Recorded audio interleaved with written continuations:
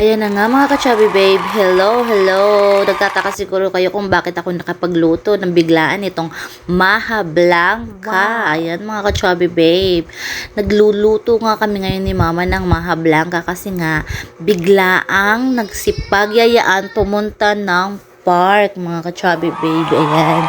Kasi nga nagkakayayaan ngayon mga parents na pupunta kami ng park. Kaya ayan, gumawa kami ni mama nagluluto kami ng Maha Blanca. Ayan, kasi nga actually nung first time ko nga nagluto nitong Maha Blanca ay sobrang nasarapan nga kami.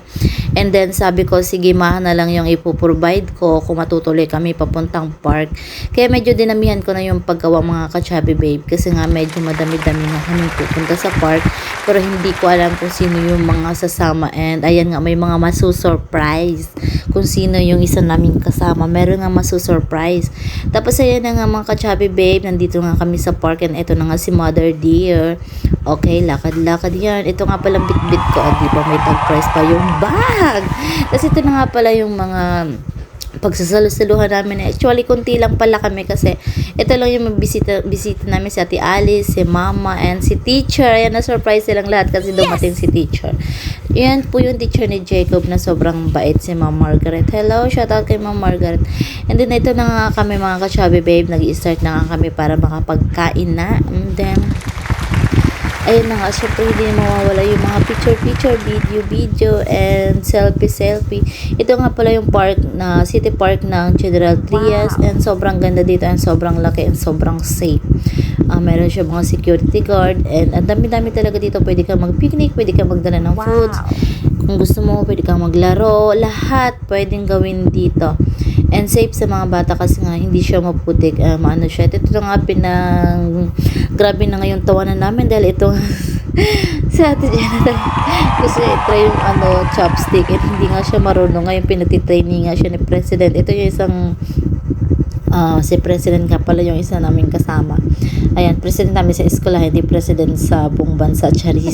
Kasi ayan na nga, pinagigiliwan na nga and ayan, tinuturuan na nga siya na ni Nadine na paano gamitin tong chopstick na to kasi gusto niya talagang matuto mag chopstick and grabe talaga yung tawa namin dyan kasi maluha-luha na kami kakatawa kasi siya nga yung na-late ay actually dalawa silang na-late dumating itong dalawang to tapos sobrang tawang-tawa kami dyan kasi nga tawa hindi nga namin kamupunta sa ayan yung na-late. Ayan silang dalawa yung na-late. Tapos ayan. Gusto naman na nga namin pinagdugtong-dugtong na nga namin tong dala naming pang picnic na sapin dito sa may grass.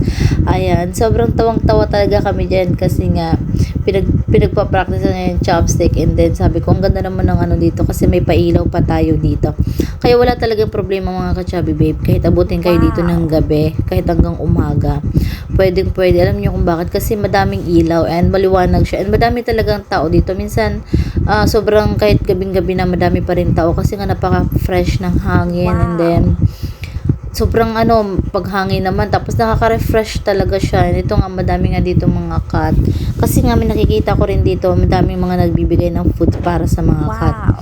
Tapos ayun, sobrang laki nga ng park na to. Ito nga siya, sobrang laki talaga ng park na to and ito nga pala si teacher and ito yung mga anak niya. Kasama din ni teacher yung asawa niya and yung anak niya. Tapos ayan, biglaan nga lang tong pagkayayaan na to kasi siguro 2 times nang na-cancel tong picnic na to dito sa park. Actually, malapit lang kaming lahat dito sa park na to. Malapit lang yung mga bahay namin kaya okay lang. Ayan, pwede pa nga mag-bike dito. And then paggabi na nga yan and then sabi nga namin picture muna sa mga bata. Kasi nga yung mga bata talaga naglalaro sila. Bihira lang sila makasama sa video kasi may kanya-kanya silang laro kasi sa bandang dulo niyan may mga palaruan talaga na pang bata kasi ito na nga kami sobrang saya lang dito tapos alam nyo ba kailangan ko na naman ng inhaler kasi grabe na naman talaga yung tawanan namin dito kasi wala nang humpay kakatawa maya-maya na lang talaga kami tawa tapos si teacher nga din nakaki-join sa amin tapos wala na kaming ginawa kundi tumawa tapos ito na nga paggabi na nga siya and malapit ng as in siguro mga na to 6:30 po to 7 PM na as in paggabi na talaga siya padilim na siya tapos ang dami-dami pa ng mga tao dito ayan tapos may mga nagdi-date dito pwede kayo makipag-date kung gusto niya. Tapos ito nga pala si Ate Alice, ang haba-haba ng hair.